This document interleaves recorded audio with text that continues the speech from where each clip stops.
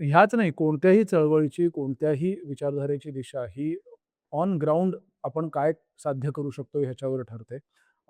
आताच्या social media आल्यानंतर एक नवीन ॲक्टिव्हिजमचा प्रकार आपल्याला पाहायला मिळतो. एक लाईक, एक शेअर केलं, की असं आपल्याला वाटतं, की आपण ह्या बदलाचा, ह्या आंदोलनाचा भाग झालोय. कारण ते खूप सोपं असतं.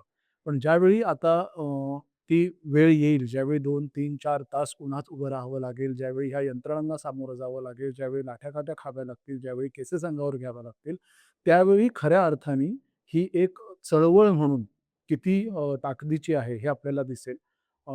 त्याविषयी आत्ताच शंका-कुशंका काढण्यात अर्थ नाहीये.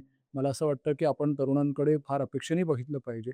पण ही गोष्ट नक्की आहे, की ज्यावेळी तशी अ, पण ही गोष्ट नक्की आहे, की ज्यावेळी तशा पद्धतीने आपली ताकद दाखवण्याचा, टिकवण्याचा आणि ती सस्टेन करण्याची वेळ येईल, त्यावेळी ह्याचं यशापयश आपल्याला मोजता येईल. आत्ता लाइक्स, फॉलोअर्स ह्याच्यातून असंतोष व्यक्त होतोय आणि जो स्वाभाविक आहे कारण तो आहे. फक्त त्या असंतोषाची इंटेन्सिटी काय आहे?